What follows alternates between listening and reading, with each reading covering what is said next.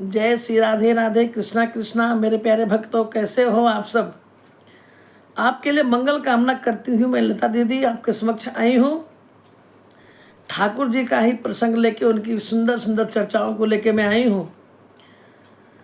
जो हमसे नहीं जुड़े हैं वो हमारा बेल आइकन में आके जुड़ जाए, ताकि उनको हमारा नोटिफिकेशन मिल जाए, ताकि वो वीडियो को देख सके, क्योंकि वीडियो पहले पहुँचेगा तो पहले देख पाएंगे।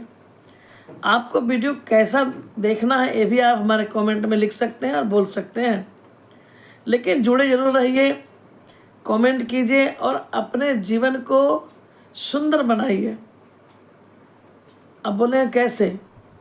तो पहले की परंपरा थी, जैसे कि लोग पाँव छू के प्रणाम करते थे, तो अब लोग सिर्फ ऐसे करते हैं, और अब लोग फिर सिर्फ ऐसे करते हैं। उन सबसे बढ़िया, अगर आप ठाकुर जी के भक्त हो, आप सनातनी हो, आप वैष्णव हो, तो एक काम जरूर करो आप, कि आप सबको यही कहो, अगर आप किसी के चरण को स्पर्श कर रहे हो तो हाथ जोड़ के पहले राधे राधे, सीताराम, कुछ भी जो आपको अच्छा लगता है उनका नाम का स्मरण करो, फिर उनके पाँव को छू। कम से कम आपके बहाना किसी के का कष्ट तो कम होगा। और देखिए, जो राम नाम लेना सीख जाएगा, जो राधे राधे बोलना सीख जाएगा, ओम नमः शिवाय कहना सीख जाएगा, तो आप सबका एक दायित्व बनता है। दायित्व ये है कि आप भी कम से कम अपने 10 लोगों को ये सिखाएं कि आप ऐसे ही बोलिए। अगर वो बोलते भी हैं गुड मॉर्निंग है कुछ भी, तो आप बोलिए भाई सीताराम, राधे श्याम, नमः शिवाय, ताकि आपके हिस्से में, आपके द्वारा अगर कोई सीखता है तो उसका भी 10% आपके हिस्से में आ जाता है। और ये कलयुग है मेरे प्यारे। कलयुग में, कलयुग केवल नाम आधारा, सुमिर सुमिर भव उतरहि पारा। बाबा तुलसी कहते हैं ये कलयुग है। इसमें अगर आप बहुत व्यस्त हैं, काम कर रहे हैं, आपको समय नहीं मिल रहा है, तो कम से कम आप नाम ही लीजिए। नहीं है अगरबत्ती का दिखाने का समय नहीं है, कर्म प्रधान कर रहे हैं, तो नाम तो ले ही सकते हैं। जहाँ बैठे हैं अपना करते रहो, काम करते रहो, नाम भजते रहो। इसमें तुम्हारा क्या बिगड़ जाएगा? नाम लेते रहो। तो कितने भक्त ने पूछा कि ये बताइए, हम तो भक्ति करते हैं, लेकिन हमें कैसे पता चले कि भगवान हम पर कृपा कर रहे हैं? हमारा काम तो बनता नहीं है। हम कैसे महसूस करें कि हम में परिवर्तन हो रहा है? बहुत अच्छा प्रश्न आपने किया मेरे प्यारे। ये मध्य प्रदेश के कोई हैं भक्तमती, उन्होंने किया। अगर आप सुन रही हैं तो आप इस प्रश्न का जवाब आप जानिए। सबसे पहले जिसको ठाकुर जी पसंद करने लगते हैं और जिसको चाहने लगते हैं, तो पहले एक काम जरूर होने लगता है कि आपको अगर कोई संत ब्राह्मण वैष्णव में दिख जाते हैं, तो आप बड़ा श्रद्धा से सीताराम राधे श्याम करके नमस्तक हो जाते हैं। उनका दर्शन ही आपके लिए लगता है कि भगवान का दर्शन है। ये बदलाव आप में जरूर आने लगता है। कहीं कथा हो रही है, कहीं सत्संग हो रही है, तो आपको ये नहीं लगता है कि मुझे कौन बुलाया नहीं बुलाया, और आपका बहुत ज़रूरी काम के लिए आप बाहर निकले हैं, लेकिन आप वहीं बैठ गए घंटों, पत्नी से घर में जाके डांट सुनेंगे आपने ये नहीं लाया। ये जो घटनाएं घटती है, इससे तो ये भगवान का सीढ़ी है कि आपको भगवान पसंद करने लगे हैं और आप में बदलाव है। परिस्थितियां कैसी भी हो, घर में अगर धीरे धीरे बदलाव आता है, तो जैसे कि परिस्थितियां किसी भी हालत में अगर बहुत दयनीय है, उस हालत में बहुत खुशियां हैं घर में, उस हालत में भी आप एकदम सामान्य रहते हैं, जैसे कि कुछ हुआ ही नहीं हो। क्योंकि देखिए, गृहस्थ आश्रम के बारे में मैं एक वीडियो डालने वाली हूँ कि गृहस्थ आश्रम जैसा कोई आश्रम हो ही नहीं सकता। गृहस्थ जो आश्रम है वो बहुत बड़ा तपोवन है। और ये भी किसी माता ने कहा है, तो मैं वो भी वीडियो डालने वाली हूँ, आप जरूर देखिएगा। तो आप सामान्य रहते हैं, थोड़ा वो दुख तो होता जरूर है, होना भी चाहिए, लेकिन फिर आप सामान्य हो जाते हो। ये सब क्या है? आपकी भगवान के प्रति प्रेम। आपका प्रेम तो भगवान ले ही रहे हैं, लेकिन भगवान का प्रेम आपके प्रति जो है। और सबसे बड़ी बात और क्या होता है, आप संयमित रहना शुरू कर देते हैं। आप एकदम बिल्कुल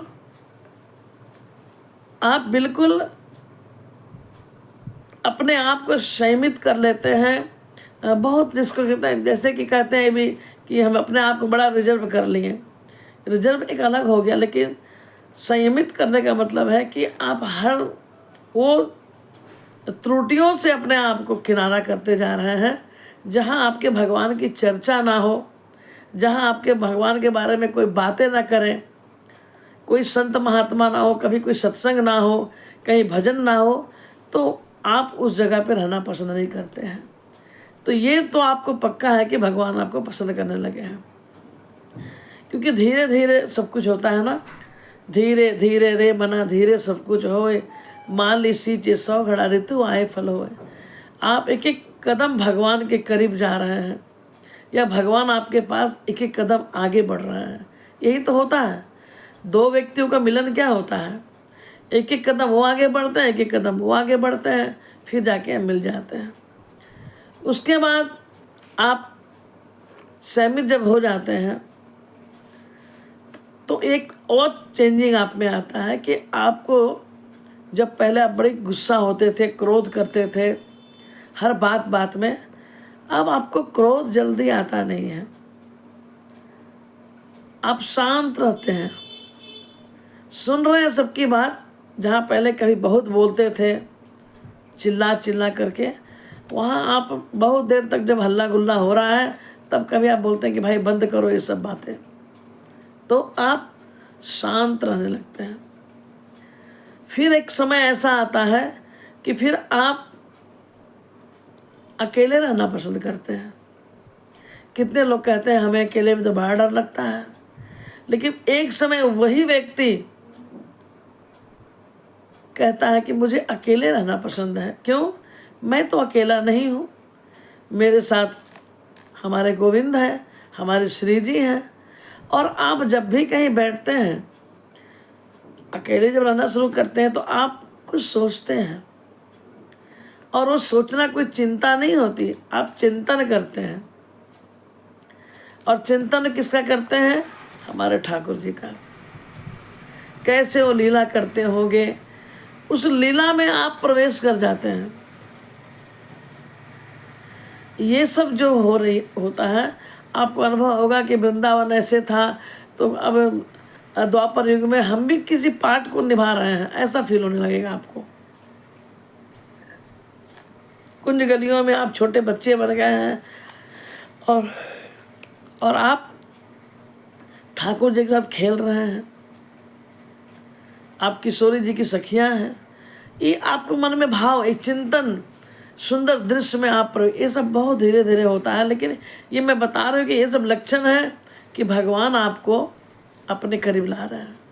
और सबसे सुंदर बात कि अगर कोई व्यक्ति बहुत गलत करके भी आपके समक्ष आ गया है, जो सचमुच क्षमा के लायक नहीं है, बहुत बड़ा अपराध किया हो, जो दंड देने का ही अधिकारी है वो, लेकिन वहाँ आप क्या करते हैं? वहाँ आप क्षमा कर देते हैं। हाँ, ये क्षमा कैसे होती है? ये क्षमा आप करने लगे हो जो कि आपके जीवन में असंभव था। तो ऐसे तो बहुत सारे और हैं, मैं और भी पॉइंट करके बताऊंगी। लेकिन ये सब कुछ जो लीला में बताई, ये सब में आपको इतना जरूर होने लगा कि आपको भगवान पसंद करने लगे हैं। और सबसे बड़ी बात कि अगर भगवान जब फिर आपसे, उसके बाद क्या होता है कि दर्शन। अब आप दिन में भी सोए हैं तो भगवान का दर्शन हो जाता है आपको। आपके ठाकुर जी घर में हैं, फिर वो लीला करने लगते हैं। एक बात बहुत गुप्त बताती हूँ, अगर ठाकुर जी आपके घर में लीला कर रहे हैं तो कोशिश करें इन सब बातों को किसी को बताएं नहीं। आप जाने और वो जाने। मेरे सपने में वो आया था, मैं जानू या वो जाने। रात सपने में ये आया था, ये जाने चाहे मैं जानू। तो बस ये जाने या मैं जानूं, किसी को बताए नहीं, लीला करने दें। इस प्रकार धीरे धीरे धीरे धीरे आप कब इनके हो जाएंगे और कब ठाकुर जी आपके हो जाएंगे आपको पता नहीं चलेगा। वीडियो कैसा लगा? अगर और भी इसके बारे में सुनना है, और भी पॉइंट बाय पॉइंट, तो हमें आप कमेंट में लिख के दें। वीडियो को पूरा देखें तो मैं बिल्कुल आपको पॉइंट बाय पॉइंट बताऊंगी पूरी। जय श्री राधे राधे, कृष्णा कृष्णा।